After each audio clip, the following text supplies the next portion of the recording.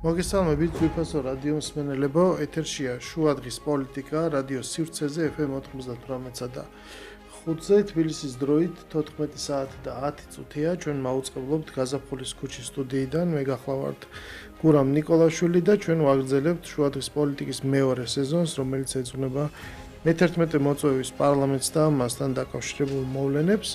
დღეს ჩვენი სტუმარია ექსპერტი ახლო აღმოსავლეთის საკითხებში ბატონი ვასილ პაპავა და ჩვენ გადაცემის თემად ავარჩიეთ ამ შემთხვევაში დიდი ხანია მინდა მიმოხილვა იმ პროცესის და იმ საკითხის რაღაცა სხვადასხვა რადიუსით რაც ჩვენს უახლოეს სამეზობლოში მიმდინარეობს და რასაც აქვს ადგილი და ჩვენ ხედავთ სერიოზულ ჩემი დაკვირვებით სერიოზულ ცვლილებებს და ძურებს და მნიშვნელოვანია რომ ჩვენს და ჩვენს მსმენელსაც გვესმოდეს რეალურად რა არის ის პროცესი რაც განსაზღვრავს ჩვენს ყოფიერებას და რეალურად სად გვიწევს ცხოვრება და რა ფაქტორები ახდენს ჩვენი პოლიტიკის ფორმირებაზე ზეგავლენას რა არის ჩვენს ხელში და რაზე ვართ დამოკიდებული ისეთ გლობალურ მოვლენებზე სადაც საქართველოს ზემოქმედების მოქცევა გაუჭირდება პირველ რიგში ყველა მინდა რომ დავიწყოთ გლობალური თემიდან, ანუ საერთოდ საქართველოში გვახასიათებს ხოლმე აი ვიწრო სამრეკლოდან გადახედვა რა ჩვენი ბოსტონიდან თუ ჩვენი ბაღიდან და მთელი მსოფლიო პროცესების ამგვარად დანახვა, რაც ყველაზე მეტად გვაკლია დავინახოთ ეს გლობალური მოვლენები და შემდეგ ვიპოვოთ მისი ადგილი ჩვენთან.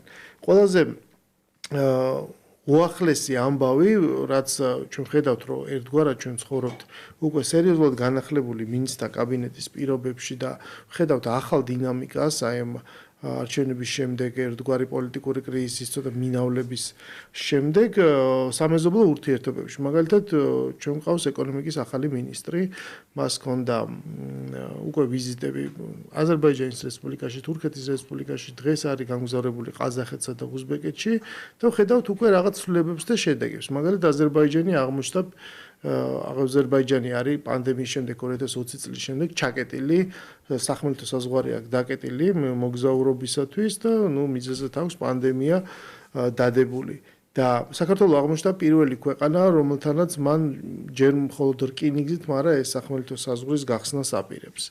ასევე თურქეთში ვიზიტმა გამოიღო ის შედეგი, რომ ახალი ავიამიმოსვლის ახალი მიმართულებები, მათ შორის ანკარასთან გამოჩნდება და ჩვენ დაველოდებით კიდევ ამ მომენტებს. ანუ საქართველოს საკითხებს ბოლოსკენ დაუბრუნდეთ, პირველ რიგში რაც შეიძლება გლობალურად შევხედოთ. ახლო აღმოსავლეთი და რომელიც არის საიდან არის ეს ტერმინი რუსული კალკია შემოსული როგორც ბლიჟნი ვოსტოკ თუ ეს იმიტომ რომ ინგლისურენოვან წყაროებში ეს არის როგორც შუა აღმოსავლეთი ხო middle east რა რეგიონია ეს ანუ მე მინდა რომ ჩვენი დღევანდელი გადაცემა იყოს უფრო მეტად აკადემიური და საგანმანათლებლო ესე ვთქვათ რა რეგიონია ეს და ვეკუთვნით თუ არა ჩვენ მას კი ბატონო დავიწყოთ მაშინ თვითონ ამ ტერმინიდან ახლა თავისთავად ეს middle east და ბლიჟნი ვოსტოკ ეს გასხოვდება იმიტომ რომ middle east რო ითარგმნოს ეს შუაის გამოდის და შუა იმაში არ ჯდება მაშინ ეს რეგიონი ხო იქ სხვადასხვა ქვეყნებია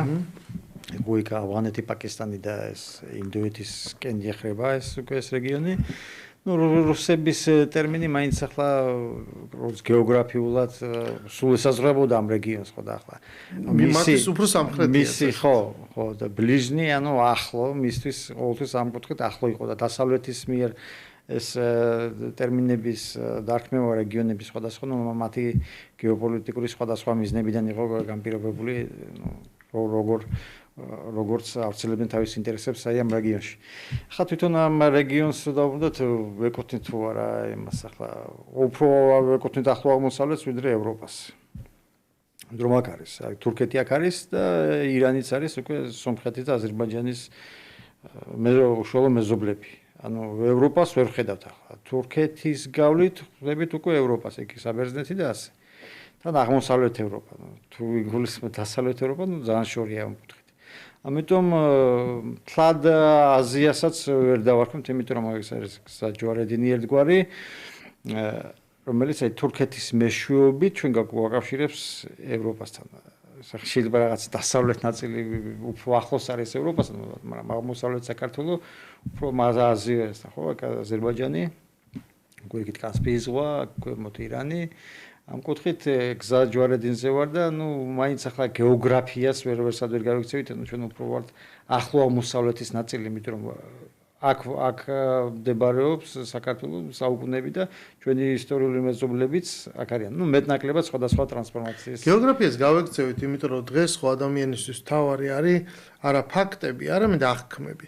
და აღქმაში ადამიანები ახლა როცა ვისაც გულისხმობ, რომელთა წარმოდგენაც ანუ მათი ოპტიკა, ხო, მათი ოპტიკური ხედვა სხვანაირად არის. ხშირად არის ხოლმე ძალიან ის იუმორისტული რუკები ჩნდება ხოლმე რა.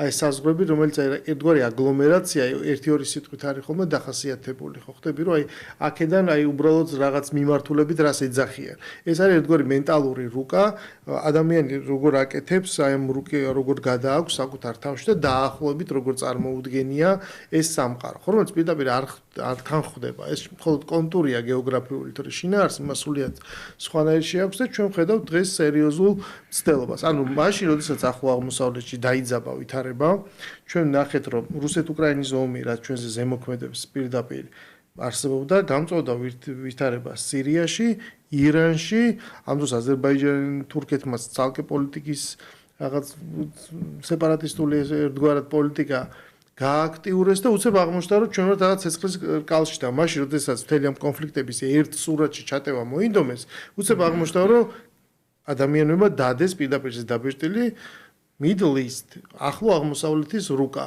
და თურმე სატყოფილად. აი თითქოს იყო ემოცია, რომ ხალხმა ეხლა აღმოაჩინა, რომ ხო ჩვენ გეოგრაფიულად, ჩვენ მენტალურად ვიღაც სხვაგან ცხოვრობს, მაგრამ გეოგრაფიულად აქ ცხოვრობთ. ან მიგაჩნია თუ არა, რომ გარკვეულწილად ჩვენს ყოველდღიურობაში, ჩვენს პოლიტიკურ პროცესებს განსაზღვრავს ეს ფაქტორი, რომ ადამიანების აღქმას როგორ შეაფასებ, რა დონით აღვიქოთ ჩვენ და ვაქცევთ ყურადღებას რეალურად ფიზიკურად საცხოვრებთ. ამ ჩვენ შემთხვევაში კონკრეტულად ხა მენტალურ აღქმას არანაირი გავლენა არ აქვს იმ პროცესებს, რაც რეგიონში მიმდინარეობს, იმიტომ რომ აქ სულ სხვა სურათია, სხვა მიდგომებია, სხვა თამაშის წესებია. არა ისეთი მოხარგული და გაფერადებული, როგორც ამას ხატავენ, აი როგორც უნდა ასახელეთ. ამიტომ ერთგვარი შემოლაწუნება და მიწაზე დაშვება საჭირო აღმოჩნდა, როგორც ჩანს წლების განმავლობაში, მიუხედავად იმისა, რომ საინფორმაციო ეპოქაში ვცხოვრობ და შეგვიძლია ნებისმიერი ინფორმაცია გადავამოწოთ, მაგრამ ყველა ირჩევს თავის მას რო აწყობს იმ სამყაროს და ახლა მასე არა მოწყობილი შეგვიძლია შენ სახში მოაწყო მასე, მაგრამ თვითონ გეოპოლიტიკაში და აი ამ ქვეყნებს შორის ურთიერთობებში ასე ვერ დაალაგებ შენ ურთიერთობებს, როგორც შენ წარმოგიდგენიან, შენ გინდა იყოს მოწყობილი. ამიტომ რეალობას ვერ გაიქცევი, ჩვენ ვესაზღვრებით საკმაოდ აგრესიულს და იმპერიულ სახელმწიფოებს.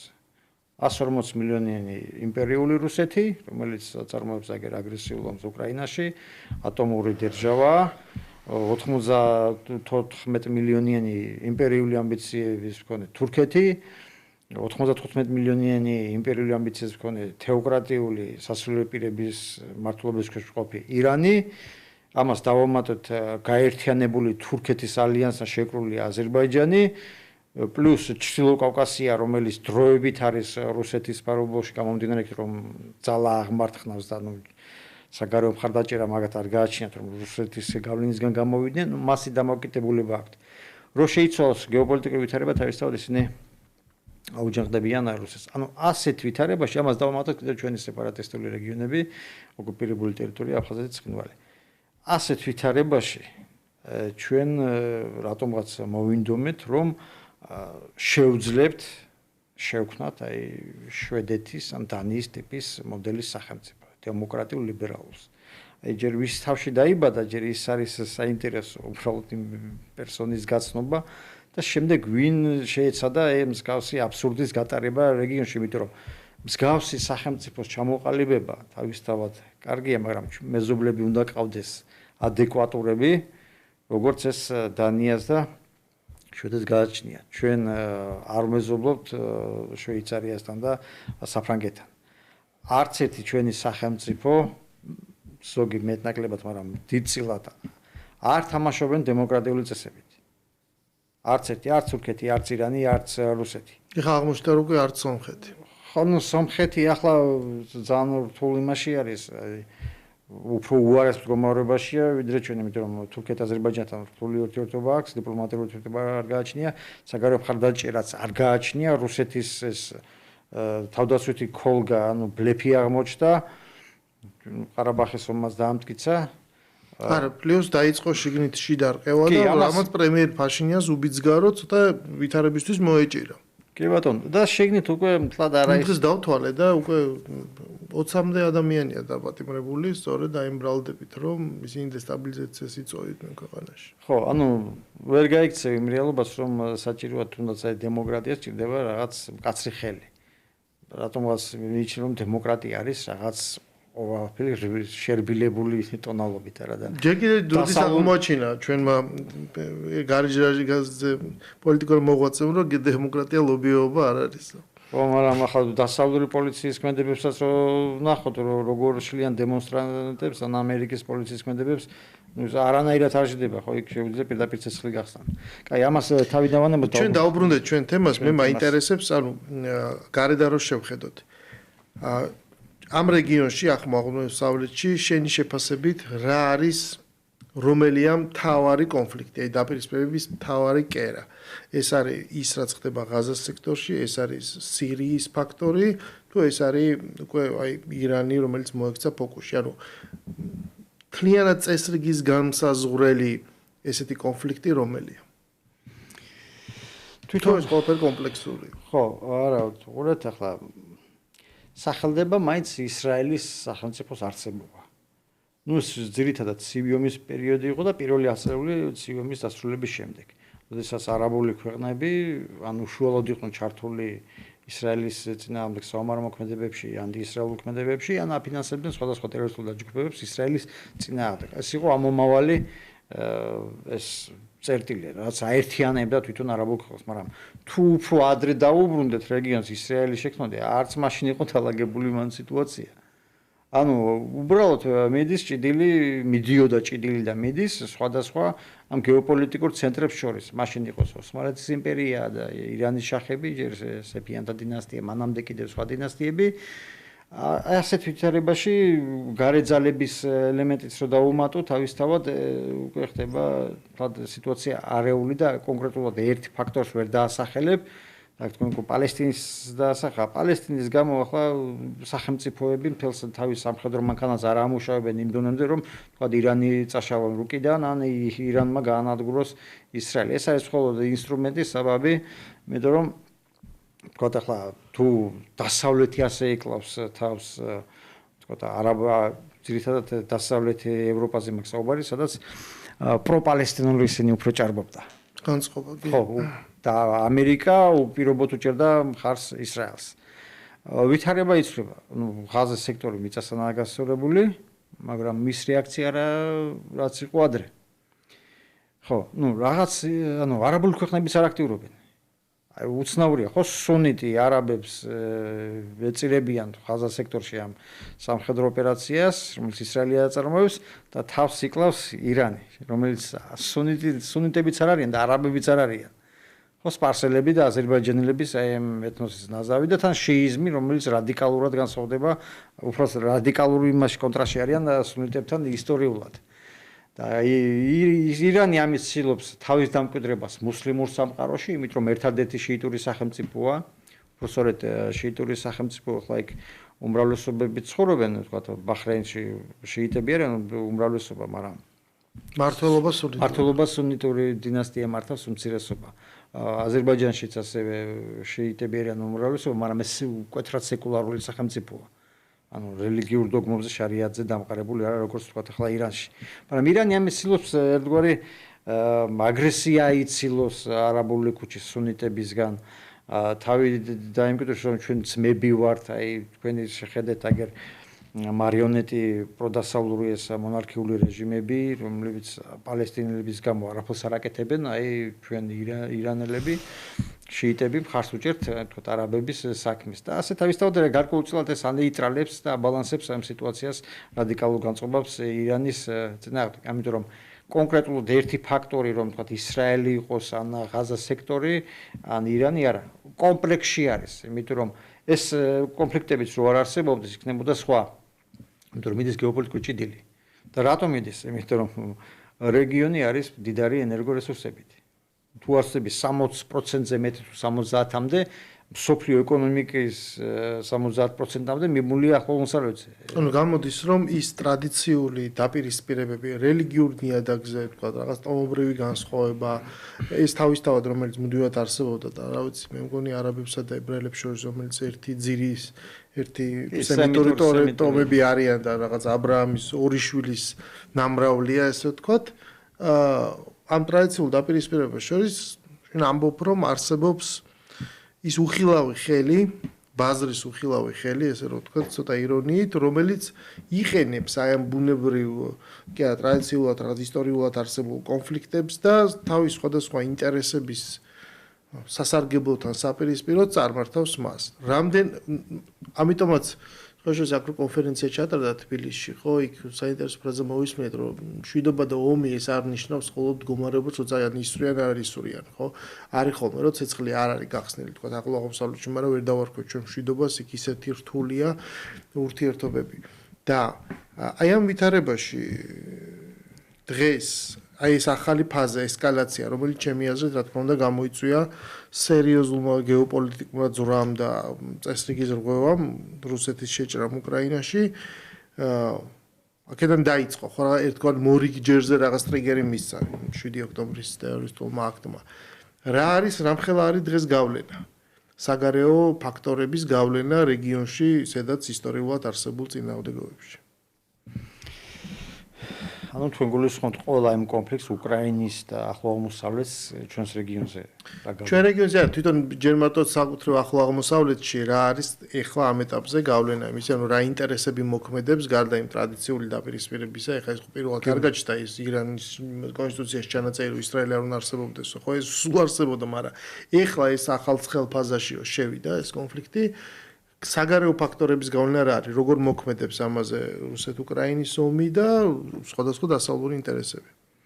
სხვათა შორის აქ საინტერესო პროცესები განვითარდა, აი ამ თვითონ 12 დღიანი ირან ისრაელს და ნუ ამერიკას დავარხოთ კიდევ იქ ამერიკის ჩართულობის გარეშე, ახლა მან რთული იქნებოდა. აი ამ 12 დღიანმა ომმა ახალი რაღაცები წარმოქმნა გეოპოლიტიკაში. მაგალითად, რომ ირანელებს დაანახა, რომ რუსების ხარდაჭერა, ანუ არის ფარატინა ქაღალდი. ყველა ის განცხადებები და ის დეკლარაციები სტრატეგიულ თანამშრომლობაზე კონკრეტული ასეთ ვითარებაში, რთულ ვითარებაში არანაირი ფასი არ გააჩნია. და იცვლება უკვე აქ ვექტორები.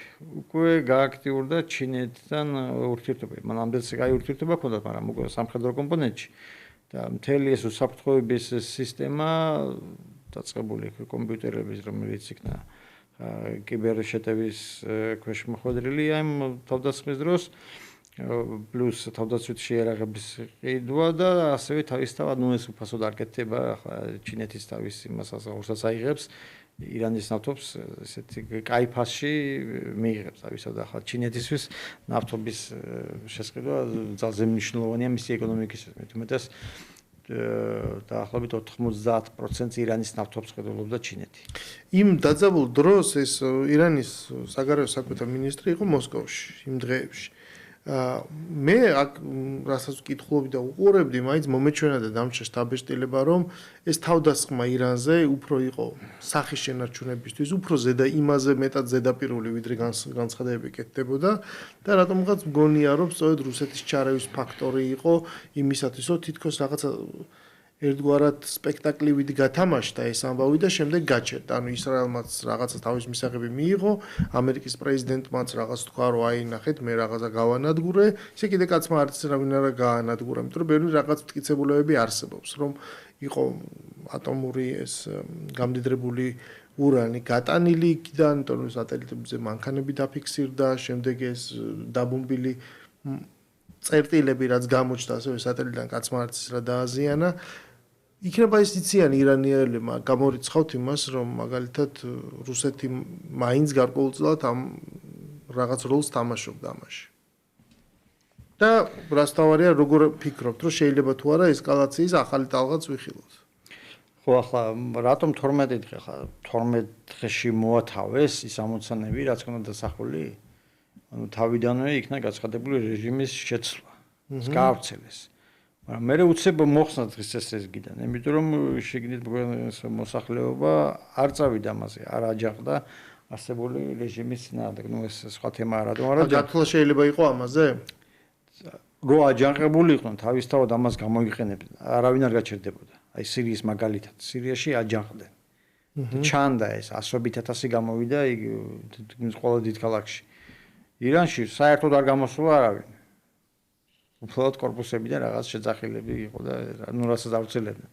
არ გამოსულა. სხვანაირი ფსიქოტიპის ხალხია ესენი. იმათ თუ რაღაც კონფლიქტური საქმე დამოკიდებულება ხელისუფლებასთან ის ცალკე მოთხოვენ იმას, მაგრამ არა საგარეო ამ სარაკეტო თავდასხმის პირობებში. ხო, ნუ ერთგვარი ასეთი განსხვავებულია ამ თუნდაც ამ სირიის სცენარისგან, იმიტომ რომ სირიელები აგერ ამასობაში მოუწრო განცხადებებმა, რომ ჩვენ არ დაუშვებთ აქ ესე ამ ირანის ესე ჩინეთმა დააფიქსირეს პოზიცია, ხო, დაჩაგვრას, გაქრობას, რაღაცის შეცვლას ესე. რეტყობა ახლოს დგას მართლაც აღაზრდან იმას, რომ ეს არის როცა იწყებ რაღაცა პროცესს და შემდეგ მის კორექტირებას უკვე დინამიკაში ახდენ, აკვირდები რა შედეგებს. ახლა 12 დღე რატო ვახსენე ახლა 12 დღეში რა მოცნა გადაწყდა. და 10-12 მაღალი რანგის გენერალის ლიკვიდაცია რა ჩამოშლის. ანუ მე ვაკვირდებოდი ჩვენ სოციალურ ქსელში გავრცელებულ ინფორმაციას. აი იდენტური ერთ-ერთი რაც დასავლეთში. ახლა ისინი თავისთავად წერენ, მაგრამ ის ახტაცება და რაღაცა მგონი აქვს, რაღაცა იცვლება რადიკალურად, რომ ეს 10-12 გენერალი მოუკლეს. სირიაში ირანმა 2011 წლიდან 2024 წლის ჩათვლით ბაშარ ასადის დამხობამდე 70 გენერალი დაკარგა. სახელგვარით მაქვს ყველანი თარიღებით ამოწერილი ვინც რა პოზიციები მაღალი რანგის გენერლები იყვნენ. სხვადასხვა ქვედანაყოფი ძირითადად გუშაქთა корпуსიდან. რა ჩამოიშალა ირანის სამხედრო მანქანა? მე რა თავდაცვის მინისტრი რომ მოკალე.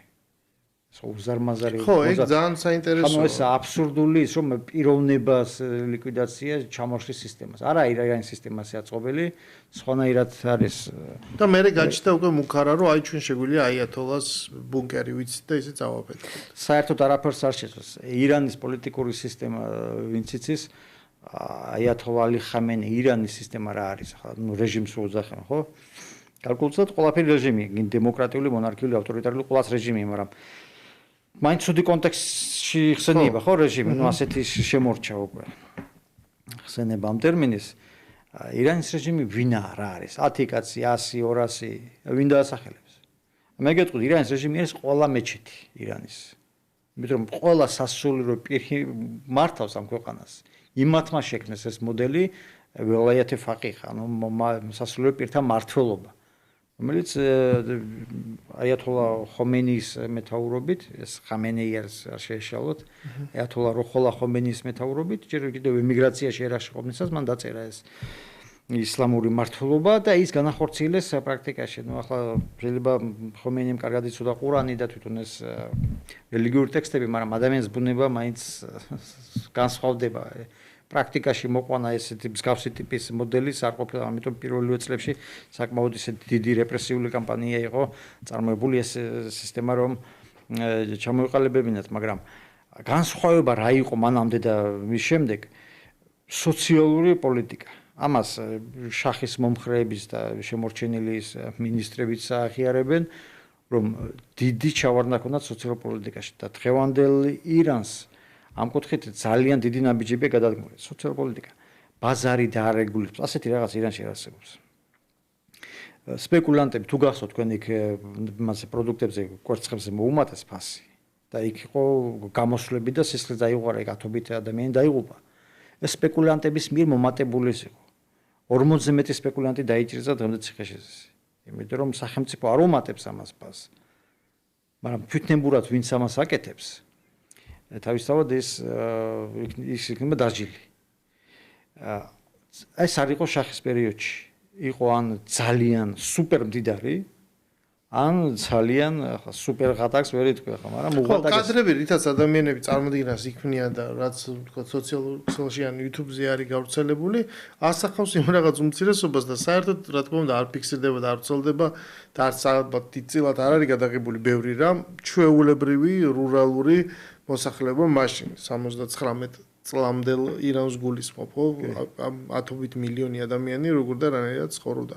ბუნებრივია, რომ ეს კონტრასტი, ხო, რომ აი მანამდე თუნდაც როგორ ცხოვრობდა ირანი, რაღაც პატარა მაგალითებზე დავტყობით, სრულიად მცდარია.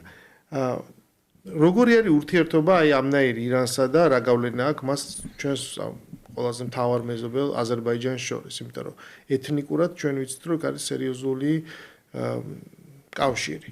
აქვს თუ არა პრეტენზიები მაგალითად გინებავ ტერიტორიული გინებავ სხვა სახის აზერბაიჯანს ირანთან ან ირანს აზერბაიჯანთან და ამ ეთნიკური მსგავსების გამო რატომ არის რომ არა ირანი აზერბაიჯანის ესე თქვი მთავარი მოკავშირე არამედ თურქეთი ხო ეს გეოპოლიტიკაში არის ეს მსგავსი ტიპის რაღაც გაუგებრობა შეიძლება დაარქვი მაგრამ აი ირანს აქვს ძალიან კარგი მჭიდრო ურთიერთობა ქრისტიანულ სომხეთთან მაგრამ დაძაბული ურთიერთობა აქვს შიიტურ, ნუ მუსლიმური დავარქვათ ასე აზერბაიჯანთან. თან იმ ფონზე თუ ახლა აზერბაიჯანელები თურქები არიან, ხო? მიეკუთვნებიან თურქულ იმას. ხალხებს ირანში ცხოვრობს იქ მრავალი ათობით მილიონი, 10, 15, 20 მილიონი სახელდება 25 მილიონი ასე. საკმაოდ დიდი ნაწილი ასე რა ვთქვათ, უმცირესობებიდან გამორჩეული არიან, ესენი სპარსელები და შემდეგ მოდის ეს აზერბაიჯანელები. ანუ რატომ არ არის მაშინ ეს ერთობა? ანუ ეთნიკური აქ არ მოქმედებს, ანუ რელიგიური მოქმედებს, ну თურქეთთან თუ ეთნიკურია, რელიგიური ირანთან რატო არ მოქმედებს მაშინ? და ირანი თუ რელიგიური სოლიდარობით არის, თქო, ახლა თუნდაც პალესტინელების მიმართ, ეგრეთ წოდებული პალესტინელების მიმართ, ქრისტიანული სომხეთი როგორ ჯდება მისი მაშინ? ну არ გადა რა ახსნა ხო ყარაბახის საკითხში არისო ამ კუთხით აზერბაიჯანის მხარეს ვითომ ნეიტრალური იყო მაგრამ უფრო სომხური სიკეთებოდა იმიტომ რომ იქ თურქეთი აქტიურობდა აზერბაიჯანის მხარდაჭერაში გეოპოლიტიკური საკითხი გეოპოლიტიკური თან ირანი ისტორიულად მაინც ახლა ფლობდა კავკასიის სამხრეთ კავკასიის სამხრეთ აი აღმოსავლეთ ნაწილს ერთად ახლა ეს სხვადასხვა სახანოები იყო აზერბაიჯანის ტერიტორიაზე ჩვენ მაინც ასე ფორმალური სახელმწიფოები მაინც ჰქონდა ხო იქ სხვადასხვა სამეფოები იყო ქართლი კახეთი ნუ აქეთ ვსაუბრობთ დასავლეთ იმაზე არა ხო ჩვენი დინასტიები მართან ხო ბაგრატიონები და იქ სხვადასხვა მმართველები იყვნენ რომელსაც ირანის შახები ხო განჯის სახანო შუშის სახანო უამრავი სახანო ირევანის სახანო და ასე ყარაბახის სახანო სადაც იცოლებოდა მაგას მმართველი კი ეს ანუ მათი პროტექტორატის ქვეშ იყო და მაინც მიიჩნევდა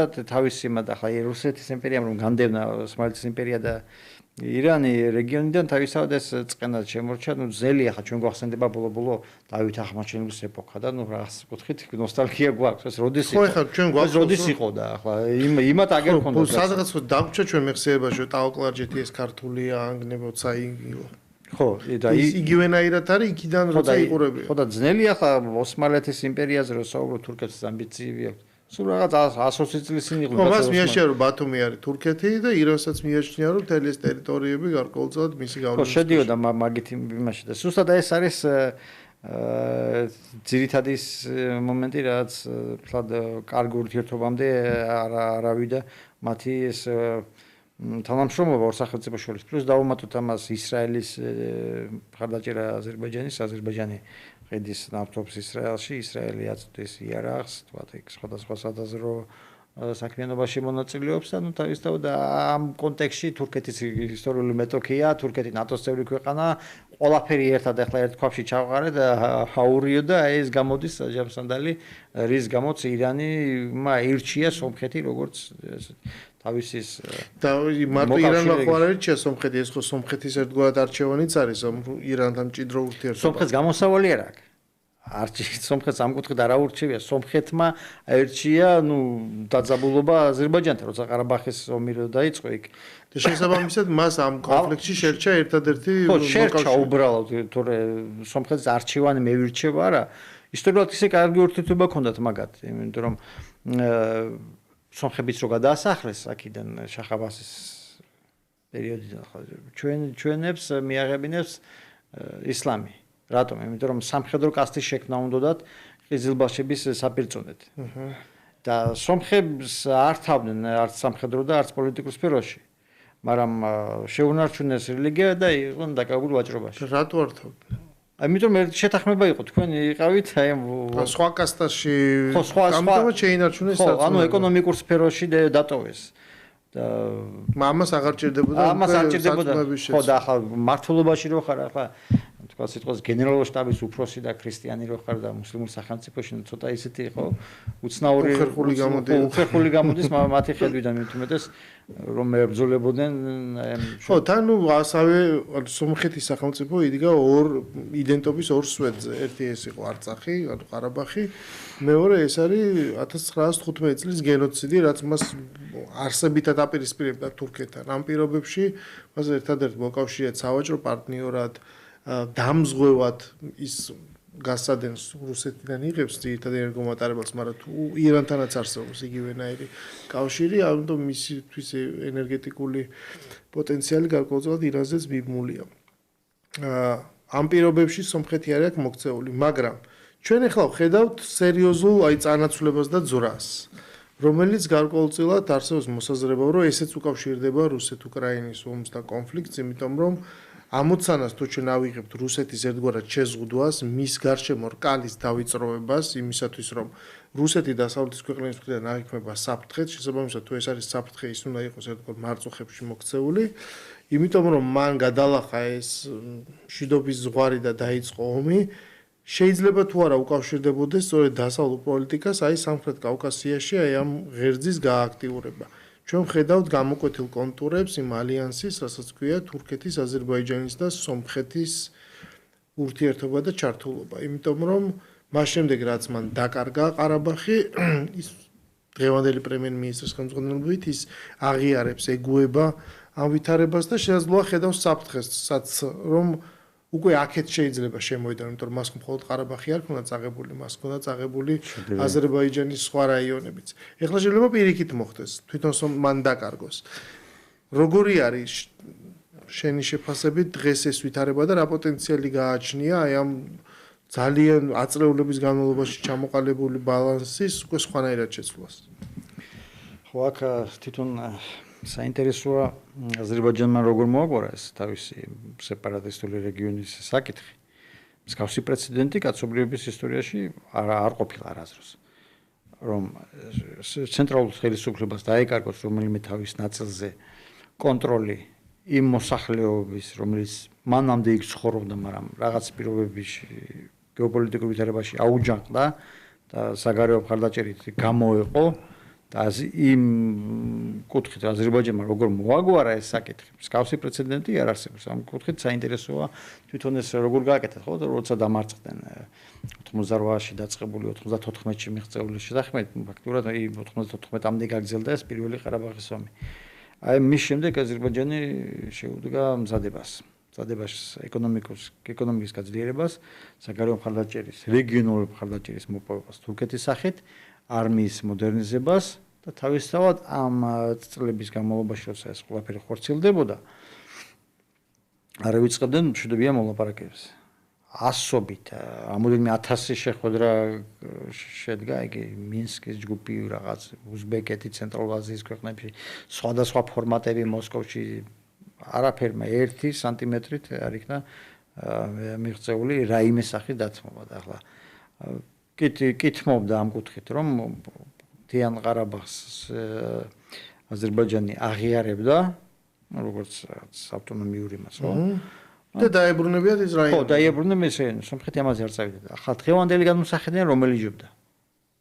ან საერთოდ თვითონ ეს კონფლიქტი ღირდა იმათ, რომ საგარეო რუსეთის იარაღად ქცეულიყვნენ, სომხებზე მაქვს საუბარი, იმიტომ რომ ზღაპარია რომ მაგათი ხოცავდნენ.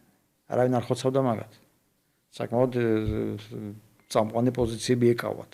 თვითონ აზერბაიჯანში ბაქოშიც ბაქოელი სომხები, ცნობილი ის არის, ეს გუშინდელი ტერმინი არა. და მთიან ყარაბაღში მით უმეტეს. მაგრამ ეს რევანშისტული, შოვინისტული რომ იქით, აი ახლა მთიანი ყარაბაღი ხო, მაგრამ იგი 7 რაიონი რა არის. საერთოდ არ ეკუთვნებოდა იმას. აი როგორც ჩვენ შემთხვევაში მოხდა, ხო? ცხინვალის ის მიიერტეს რეგიონი, რომელიც საერთოდ არ შედიოდა არასდროს. ხო, ანუ ჩვენ ახლა აქიდანაც შეუწყოს ხელი, ხო, მიუხაზეს ეს. ანუ მსგავსი ტიპის ის სომხეთში მოხდა, ხო, ძალით წაართვა ეს 7 რეგიონი, რომელიც არ შედიოდა და ნუ ერთადერთი გზა დარჩა აზერბაიჯანს ის რაც ჩვენ ნახეთ 2020-ში სამხედრო გზით დაასრულა, ჯერ ნაწილი წაიღო, შემდეგ ეს რუსეთის ფაქტორიც რო განეიტრალდა, თავისთავად უკრაინის ფაქტორმაც იმოქმედა რუსეთის იმ სამხრეთ კავკასიის მიმართულებაზე ყურადღების მოდუნებით. მთელი რესურსი იქონდა ჩართული და ძნელია ახლა რომ ახლა ნუ რუსებს არ ეყოთ ძალა და არ ეყოთ. ფაქტია რომ დღეს აზერბაიჯანის პრეზიდენტი ცოტა გადამლაშებულად, მაგრამ სერიოზულად იყენებს აი თვითმფრინავის ჩამოვარდნის ფაქტს და ჩვენ ხედავთ გაუარესებულ ურთიერთობას რუსეთთან. მაშინ როდესაც სულ რაღაც ჩარშანი მე მგონი იყო რუსეთის პრეზიდენტის ძალიან პომპეზური ვიზიტი ბაქოში, იქ უამრავი რაღაცა დაპირება, ანუ მას აჩვენეს რომ როგორ კარგ მდგომარეობაში აზერბაიჯანში აი რუსული სახლი, რუსული ენა, სკოლები, რაც არის მნიშვნელოვანი ხო, რუსული გავლენისათვის. ეხლა ჩვენ ხედავთ სრულად შემოტრიალებულ ვითარებას. და თუკი სომხეთიც აი ამ ალიანსში ჩაერთო რაღაცნაირად, ხო, მან დაინახა თავისი ინტერესები, რაღაც გარანტია მიიღო, მას ყავს ევროპაში, პირველ რიგში საფრანგეთი, ხო, მოკავშირე ქვეყანა, შეიძლება თუ არა რაღაც ჩვენ ვიხილოთ სხვანაირი ალტერნატიული რკალი და რა გავლენა შეიძლება ამას ჰქონდეს საქართველოზე. ხო, რუსეთი მასე ახლა აზერბაიჯანს სამკუთხედი ვერ გამტყუნებ. იმიტომ რომ თვითნავი რო ჩამოვაგდეს ფაქტია, ხო, რა უნდა მანდ ახლა მოხდა სამწუხარო ფაქტი. ძალით თუ შემთხვევით ჩამოვაგდეს, ამას უკვე ხო დიდი ის არ აქვს, მოხდა ფაქტი, ხალხი დაიღუპა და სახელმწიფო რომელსაც მიეკუთვნება ეს თვითნავი და ეს მოქალაქეთა დიდი ნაწილი ითხოვს გამოძიების დაწყებაზე, ნუ ადეკვატურ რეაგირებას იმ სახელმწიფოსგან, რომლის ტერიტორიაზე ეს მოხდა. თუმცა ხო შემდეგ დასვეს ყაზახეთში, ხო? არ მოხდა ეს რეაგირება. რა უშლიდა რუსეთს ხელს? რამე ის დააკლდებოდა, რამე თქვათ ხა მობოდიშება ოფიციალური პირით. ხდება ასეთი რაღაცებიც, ხო? არაერთი ფაქტის მოყვანა შეიძლება. ეს თავისთავად არ მოხდა. ამან ძლიერ დაარტყა რუსეთ-აზერბაიჯანის ურთიერთობას. ეგრევე შეიმჩნევოდა პრესაში ეს ასეთი ცივი დამოკიდებულება, ფრთხილი დამოკიდებულება რუსეთისადმი. მანამდე იყო მოზომილი დამოკიდებულება, ამიტომ მაინც ახლა ისე არ აკრიტიკებდნენ რუსეთს. როგორც ჩვენთან ეს ტრადიციად მიმჩეული. იმიტომ რომ იცოდნენ რუსეთის ფაქტორი იყო მნიშვნელოვანი ყარაბაღში და მისი გასანეიტრალებლად ჭირდებოდათ რუსეთის პოზიცია რაც ეკავათ. არც ნაკლები ჩვენზე ნაკლები გინება და ის არ იცია ახლა ამ კუთხით. ამ ვითარებას ვერ შეცვლიდა ეს თავისთავად. დაელვნა თავის გეოპოლიტიკურ მომენტს რუსეთის პოზიცია განეიტრალდა და დაიბრუნეს მთლიანი ყარაბაღი. ამ ვითარებაში ახლა ეს უკვე რუსეთის დანაშაულია. ეს ფსონები თავისთავად შემდეგ გაიზარდა, იმიტომ რომ საერთაშორისო სასამართლოში იქნება წარდგენილი ეს ფაქტი, როდის მოხდა ჯერ კიდევ, ხო, შარშან, დეკემბერში არა. ხო, შარშან მოხდა წლის ბოლოს. როდესაც ვერ იხსენებთ ეს. და თავისთავად არ ყოფილა ესეთი რეაქცია, მაგრამ ელოდებოდნენ რუსეთის ხელისუფლების ქმედებებს ამ არაფერი, არც კომპენსაცია, არც მობოდიშება. რა უშლით, ანუ გამოდის რომ რუსეთს აწყობს აზერბაიჯანთან ესკალაცია და აზერბაიჯანს რა პოზიცია უნდა დაეკავა. ან სხვა ქვეყანას რა პოზიცია უნდა დაეკავა, ელემენტარულ სიტყვა. უბრალოდ ჩვენ ხედავთ რომ ეს არ არის კონკრეტულ ინციდენტზე რეაგირება, არამედ შესაძლოა ეს იყოს გამოყენება საბაბად ამისი. ყოველთვის ყველაფერი არის პირველ მსოფლიო ომსაც ერთი მკვლელობა ქონდა საბაბად, მაგრამ ის გვესმის რომ იქ იყო ძალიან სერიოზული უკვე ძალები მზად ჩართულიყვნენ ამ ომში. ამიტომაც აი ეს შეიძლება იყოს საბაბი იმისათვის რომ მოხდეს სერიოზული ცვლილება რა, ანუ აი ძალთა ბალანსი რაც არსებობდა და რასაც უკანასკნელ დრომდე მაგალითად აი 3+3 აი ეს ტერმინი ატარსოს ფორმატის საკითხი არსებობს 3 დიდი ქვეყანა, 3 პატარა სახელმწიფო და აი ამათი კავშირი, იმიტომ რომ რეგიონალურად სწორედ მათი აი ეს გზაჯვარედინი იკვეთება აქ, ხო ესია და უკვე აღარც უხსენებია არავის, იმიტომ რომ აი ეს ბალანსი ირღვევა რა, ანუ ერთმანეთს არა დარღვეულია უკვე ეს ბალანსი. უკვე დარღვეულია, იმიტომ რომ უკვე ერთ მხარეს მიკერძოების მხარეს ბევრი გაიზარდა. ერთგვარად თუ შეიძლება ტრადიციულად წარმოვიდგინოთ ეს რაღაცა მოკავშირეების შორის ურთიერთობა, ეს სრულიად შეცვლილია და რუსეთს უფრო და უფრო ნაკლები გავლენა რჩება ამით. რა პასუხი შეიძლება რომ არსებობდეს, ანუ როგორ შეიძლება რუსეთმა ირეაგიროს აი ამ შეცვლილ ვითარებაზე. ხო, ყარაბაღის საკითხის დასრულებით აზერბაიჯანის სასარგებლოდ, ხო, იქ სომხებიც არ დარჩეს. და თავისთავად არც ავტონომიაზე საუბარი, ხო, დაამთავრა. ხო, პრაქტიკულად წმენდა მოხდა. ხო, ნუ ამ კუთხით წმენდა, მაგრამ იქ წმენდა არა ისე ჩვენ დაახლოებით არ ვიძახი, უბრალოდ წამოვიდა. ხო, წამოვიდა, მოასუფთავა ამ კუთხით, დახურა ეს საკითხი სამუდამო სხვა საფეხურზე, ანუ მოთამაშეები რო ითქვიან იმაზე, ხო, სათამაშო ლეველზე გადავიდა აზერბაიჯანი. სხვა ლეველზე, სხვა წონიანთა კატეგორიაში გადავიდა აზერბაიჯანი. სულ რაღაც ამ სახით აზერბაიჯანი არასდროს ხარ არსებობდა. 30 წლის წინ სახელმწიფოდ გამოცხადებული აი ამ ფორმაციით გახდა ლიდერი ყველა კუთხით. თავისთავად მას ძლიერი მოკავშირეები ყავს, მაგრამ ამას ხო გამოყენება უნდა. და რა განიანება, თორემ ბევრი სახელმწიფო გვინახავს, ვისაც მაგრად ეხმარებოდნენ, მაგრამ საერთოდ ვერაფერი ვერ გააკეთეს. გარკვეულად ჩვენც შევდივართ ამ რიგში. ხო. რუსეთის ფაქტორია ახლა ყარაბაღის საკითხში განეიტრალა თავისთავად შესუსტდა. მე მახსოვს აქ ჩვენი ექსპერტების ბჭყალებში ეს პროგნოზები რომ აი ალიევმა დააკანონა რუსული ჯარები ყარაბაღში. მეთქი დროებითია ეს.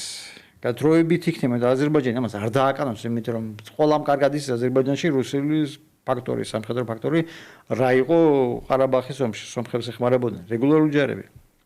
სადესანტო ნაწილები. ასევე ჩვენთანაც ითვალისწინებდნენ რა როლი ითამაშა აფხაზეთის ცხინვალში 2008-ში.